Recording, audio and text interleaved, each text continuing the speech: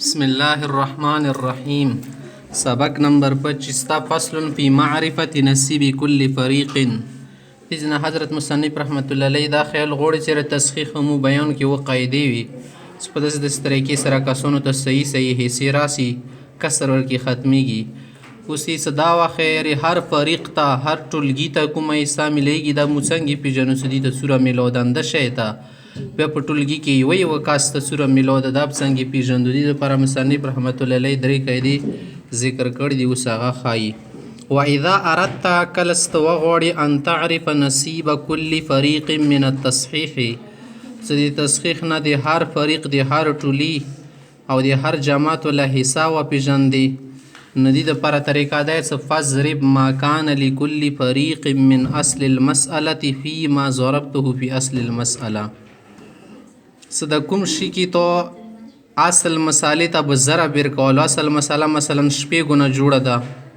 دې ته مو ضرب ورکولو یو شي کې هغه ته ویل شي عاد مضروب نه ورته ویل شي.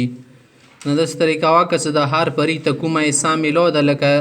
یوه فریق ته درې میلو دي نو دغه درې ته ضرب ورکړه په څو کې هغه شي کې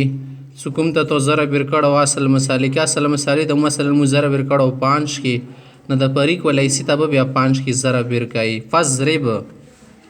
ما کان لکل فریق من اصل المسألة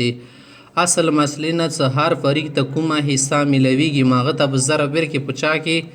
فیما په هغې حصې کې ضربته څه ته تو ضرب ورکړو فی اصل المسأله اصل مسالې کې. مضروب ته د اصل مسالې کې ضرب ورکړو که نه د شی ته به مضروب ته ضرب ورکوي د هر فریق والا حصې کې. فما حصل پس کوم شی د دې ضرب نه حاصل شي حاصل ضرب ورته ویل شي کان نصیب ذلک الفریق آب د هغه فریق والا حصه شوه. دا خو د ټولګي والا څه کله ته معلوموي کوې داسې وغواړې واذا اردت که بیا دا اراده دي ان تعرف نصیب کل واحد هر سړي والا حصه وپېژندې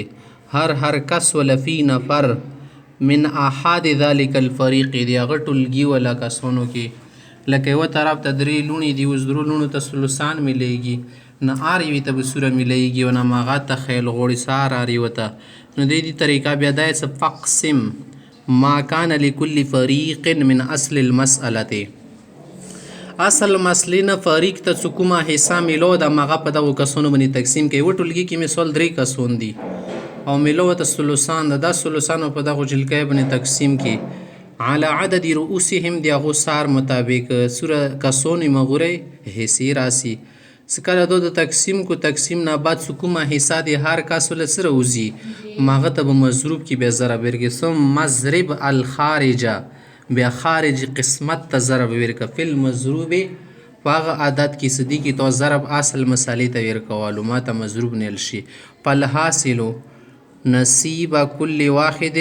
من احد ذلک الفریق نه کومه نه حاصل شي به د هغه فریق ولا هر کس حصه وګرځي.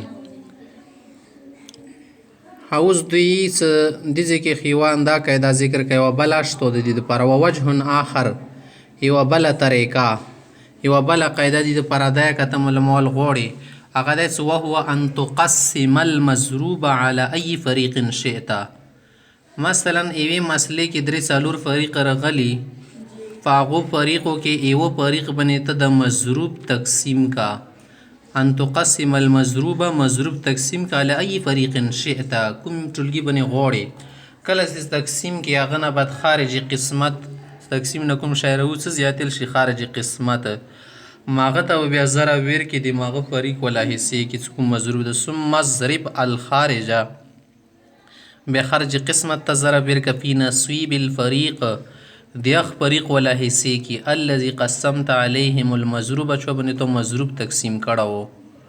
فالحاصل نو د کوم شي ونه راوځي نصیب کل واحد من احد ذلک الفریق دا د هغه فریق ټولګي کې د هر کس والا حساب وي. بله طریقه شوې درېیمه قاعده ووجه آخر یوه بله قاعده عاده شی ته د څه نسبت ورکړي واچولی. نسبت څه مطلب ده هر فریق والا حصې واکسه مثلا 3 دي څه کله وایکسي که نه عدد رؤوس ته اوس وګوره کسان څو دي دې ټولګي کې کسانو ته حصو منځ کې نسبت واکسه که یو شون دي خو یو شون دي که بل شوندی بیا د ماغه نسبت مطابق به سایر که هر کس ته انده خبره خی وجه ناخر یک تیسره قاعده وهو طریق النسبت د نسبت ولا طریقه ده وهو الاوضح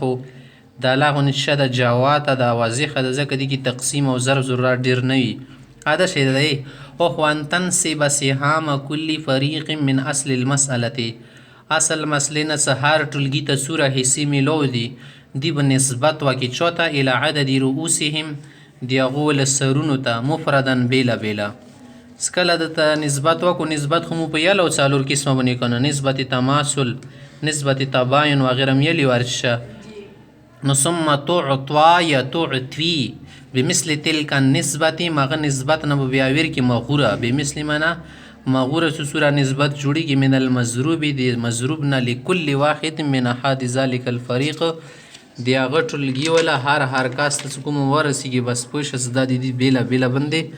حصه ده